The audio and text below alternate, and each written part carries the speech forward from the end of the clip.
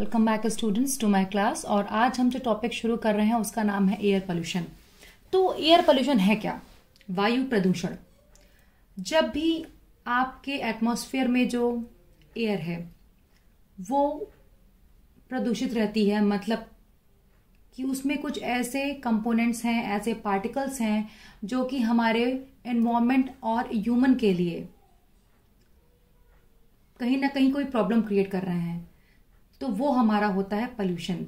वायु में पाए जाने वाले वे सारे पदार्थ, चाहे वो विजिबल हो चाहे वो इनविजिबल हो, पार्टिकुलेट मैटर हो, कोई गैस हो, जो कि हमारे ओरिजिनल कंपोजिशन से डिफरेंट हो, ठीक है, और जिसकी जरूरत नहीं है, और जो कि हमारे स्वास्थ्य पर और हमारे वातावरण पर दुष्प्रभाव, कोई गलत प्रभाव डाले, that is your air pollution. ठीक है, एनी विजिबल, इनविजिबल पार्टिकल और gas found in the air जो कि उसकी पार्ट ना हो ओरिजिनल कंपोजिशन की। ठीक है, अब हम सोचे कि हमारा जो कार्बन मोनोऑक्साइड है वो हमारा पार्ट है एयर का, तो नहीं, it is a result of an incomplete combustion of fuels. जब भी आधा अधूरा कंबस्शन होता है फ्यूल्स का, तो वो हमारा as a byproduct create होता है। तो हमारा मेन है ऑक्सीजन, ठीक है, तो अगर उसके इतर कोई भी ऐसा कंपोनेंट जो कि ज्यादा मात्रा में पाया जा रहा है वातावरण में और आप की हेल्थ को या आपके वातावरण को नेगेटिवली अफेक्ट कर रहा है, that is your air pollution. अब बात करते हैं एयर पोल्यूटेंट्स की। एयर पोल्यूटेंट्स क्या होते हैं? तो दो प्रकार के एयर पोल्यूटेंट्स होते हैं आपके, प्राइमरी जो कि सीधा प्रभाव डालते हैं, और सेकेंडरी जो कहीं ना कहीं किसी दूसरे के वजह से एक्टिव मोड में आते हैं। तो प्राइमरी क्या है आपका? फैक्ट्रीज, इंडस्ट्रीज जिसमें चिमनी लगी होती है जो कि डायरेक्ट ब्लो करती हैं आपकी गैसेस को, चाहे वो सल्फर हुआ, चाहे वो नाइट्रोजन हुआ, चाहे वो कार्बन डाइऑक्साइड हुई, चाहे वो कार्बन मोनोऑक्साइड हुई। ठीक है, जो आपके ऑटोमोबाइल्स है जो कि डायरेक्ट आपके व्हीकल से जो बाहर धुआं निकलता है, दैट क्रिएट्स प्रॉब्लम। सेकेंडरी आता है ओजोन। ठीक है, ओजोन में क्या है आपका? अगर आप सबको पता है कि ओजोन ने एक प्रोटेक्टिव कवरिंग बना रखी है जिससे आपकी जो है हार्मफुल यूवी रेडिएशंस हैं आपके एटमॉस्फेयर में एंट्री नहीं करती, परंतु क्या होता है कि एक गुड ओजोन होती है, एक बैड ओजोन होती है। ठीक है, तो जो गुड ओजोन है वो तो आपके अपर एटमॉस्फेयर में आपको मिलेगी, परंतु ग्राउंड लेवल पे ट्रोपोस्फेरिक रीजन में जो कुछ आपके ऑटोमोबाइल्स के एग्जॉस्ट निकलते हैं, जैसे नाइट्रोजन है प्लस वोलेटाइल ऑर्गेनिक कंपाउंड्स, इनके मिक्सचर से हीट प्लस सनलाइट के पड़ने पर वो बनती है क्या? बैड ओजोन, जो कि कहीं ना कहीं आपको लंग्स में अफेक्ट करती है, रेस्पिरेटरी प्रॉब्लम्स में अफेक्ट करती है। ठीक है, एक्यूट ब्रोंकाइटिस भी आपको हो सकता है।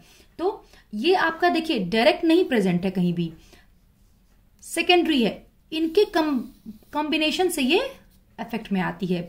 आपके ऑटोमोबाइल्स हैं उसमें से जो आपका वेस्ट निकला, धुआं निकला, उसमें नाइट्रोजन है, वोलेटाइल ऑर्गेनिक कंपाउंड्स होते हैं।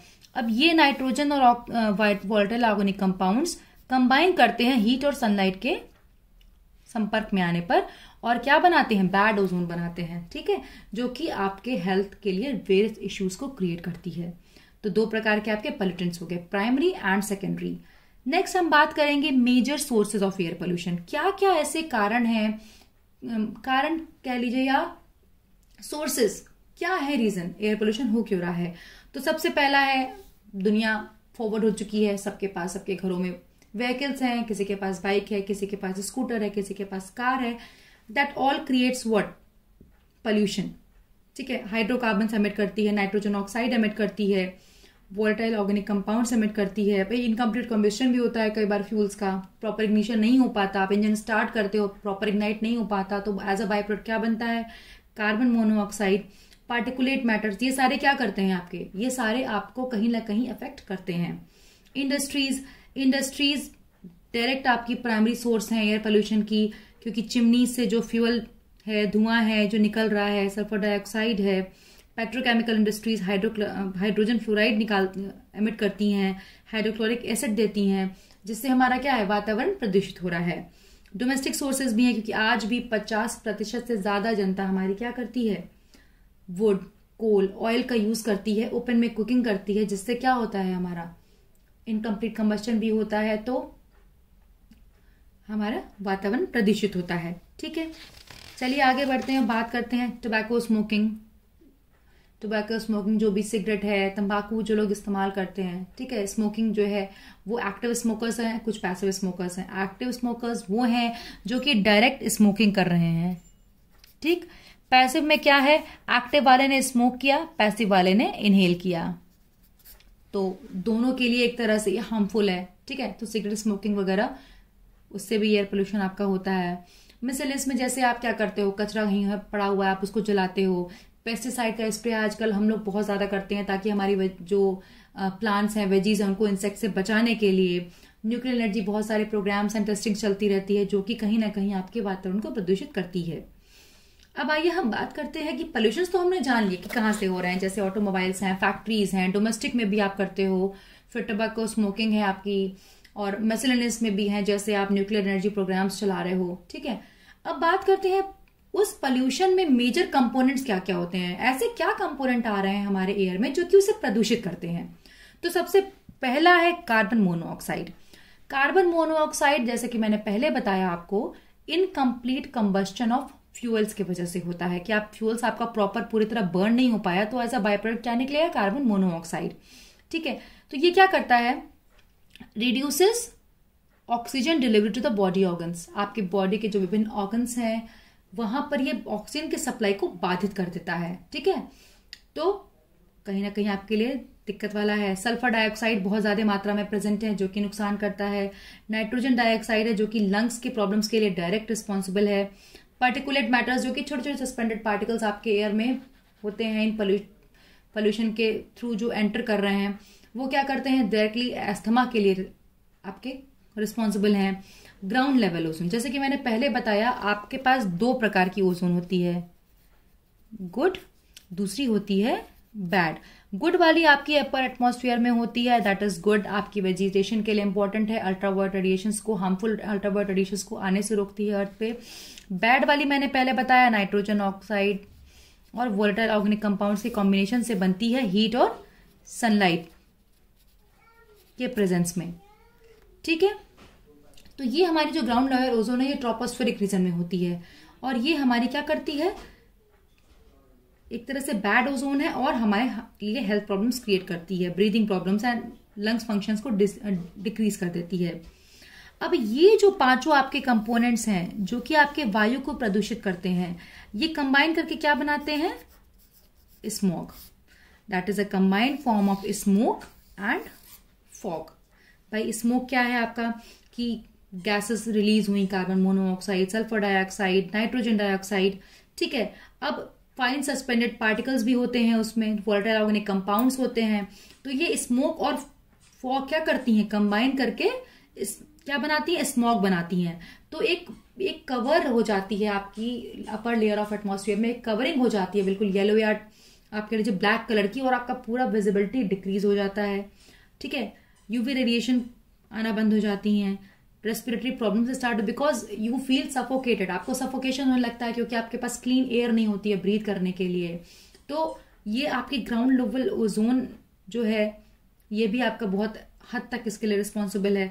तो ये 5 हमारे मेजर ऐसे पोल्यूटेंट्स हैं जो कि स्मॉग को क्रिएट करते हैं, that is smoke plus fog. ठीक है, जिससे हमारे एक चादर, एक परत समझ लीजिए जम जाती है इसकी। और आपने शायद सुना होगा कुछ सालों पहले दिल्ली में ऐसा हुआ था, बिल्कुल एक चादर बन गई थी, विजिबिलिटी बिल्कुल रिड्यूस हो गई थी। तब वहां पे ऑड एंड इवन का कंसेप्ट आया था कि ऑड डेज में कौन सी गाड़ियां चलेंगी और इवन में चलेंगी गाड़ियां, तो कुछ हद तक ठीक है आप रिड्यूस कर सकते हैं इस चीज को। तो चलिए अब हम नेक्स्ट आगे बात करते हैं अदर पोल्यूटेंट्स की, और ऐसे क्या पोल्यूटेंट्स हैं जो कि आपके एयर में प्रेजेंट हैं और वातावरण को प्रदूषित भी कर रहे हैं, जैसे कि कार्बन डाइऑक्साइड। ठीक है, वोलेटाइल, जैसे कि मैंने पहले बताया कि कार्बन डाइऑक्साइड आपकी ग्रीन हाउस गैस है, एक लिमिटेड अमाउंट में इट इज गुड, आपके एटमॉस्फेयर को गर्म रखती है, पृथ्वी को गर्म रखती है, वरना earth is will be one of the coldest planet.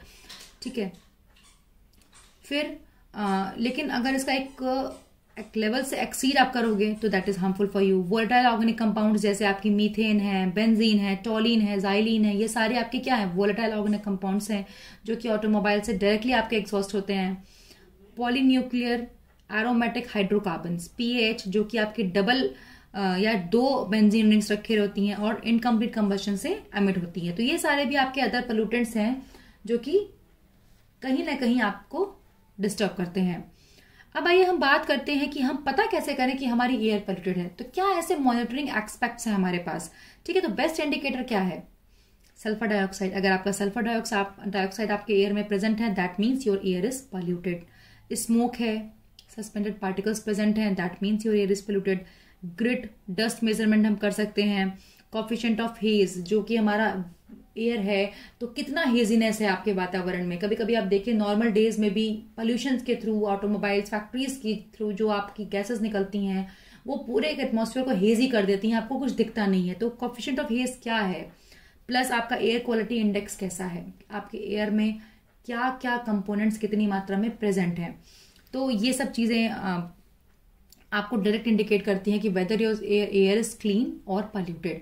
अब आपको ये लखनऊ में ही अगर आप देखें तो जगह जगह चौराहे पे आपको AQI मिल जाता है, एयर क्वालिटी इंडेक्स वाली LCDs दिखती होंगी जहां पे आपको दिखता होगा कि हाँ कितना लेवल है एयर पोल्यूशन का, ठीक है।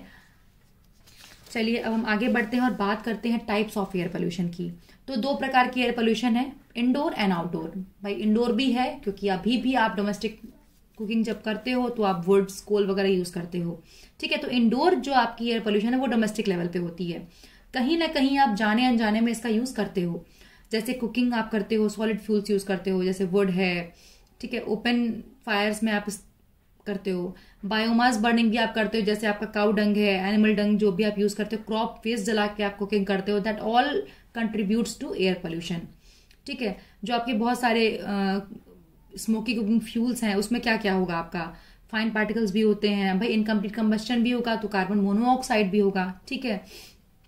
पॉलीएक्रिलिक, पॉलीसाइक्लिक एरोमेटिक हाइड्रोकार्बन्स भी होंगे आपके, that because they too are the result of an incomplete combustion. तो ये सारे आपके जो आप फ्यूल्स यूज करते हो, जैसे वुड है, एनिमल डंग है, या फिर क्रॉप वेस्ट है, या फिर आपका कोल है, तो इन सबसे क्या होता है, ये सारे पार्टिकल्स आपके कहीं ना कहीं इंडोर ही प्रेजेंट होते हैं और आपके ब्रीदिंग प्रॉब्लम्स को क्रिएट करते हैं, ठीक है। नॉर्मल अगर हम बात करें तो आप रूम हीटर्स इस्तेमाल करते हो, रूम हीटर्स जाड़े में हर घर में होता है, ब्लोअर्स होते हैं, that too creates air pollution, but we all are unaware of that, ठीक है। तो आइए बात करते हैं कार्बन मोनोऑक्साइड की, ठीक है। तो गैस है, कैरोसिन है, वुड है, stoves, coal, room and water heaters, tobacco smoking, they all are result of incomplete. इसमें क्या इनकम्प्लीट कंबस्शन होगा, इनकम्प्लीट कंबस्शन जहां होगा वहां पे कार्बन मोनोऑक्साइड आपका बट ऑब्वियस है प्रेजेंट होगा ही होगा। पेस्टिसाइड्स का आप स्प्रे करते हो अपने ग्रीन प्लांट्स को सुरक्षित रखने के लिए, अपने वेजीज को सुरक्षित रखने के लिए, ताकि इंसेक्ट्स उन्हें डिस्टर्ब ना करें, परंतु ये पेस्टिसाइड्स भी कहीं ना कहीं आपको ब्रीदिंग प्रॉब्लम क्रिएट करते हैं, इरिटेशन क्रिएट करते हैं, आपके चेस्ट में प्रॉब्लम्स क्रिएट करते हैं। Now last but not the least, mosquito coils. हर घर में ये बहुत ज्यादा इस्तेमाल होता है, मॉस्किटो कॉइल्स, जिसमें मेन कंपोनेंट होता है pyrethrins and they direct cause asthma. तो मॉस्किटो कॉइल्स का इस्तेमाल अगर आप कर रहे हैं तो that too creates indoor pollution, ठीक है।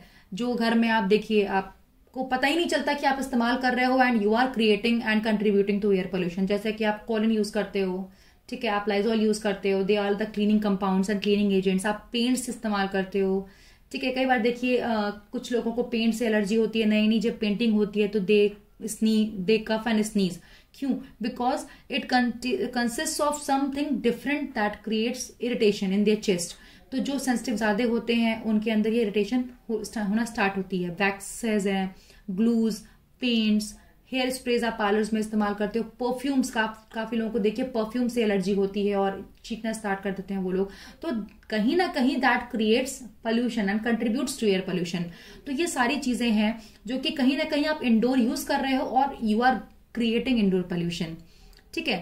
अब एडवर्स इफेक्ट क्या है, अब आप घर में ही परफ्यूम यूज कर रहे हो, ठीक है, तो that can create irritation to your eyes, your throat, your nose, या तो आप कॉलिन यूज करके आप सफाई कर रहे हो, लाइजॉल यूज करके सफाई कर रहे हो, दैट क्रिएट्स इरिटेशन, ठीक है।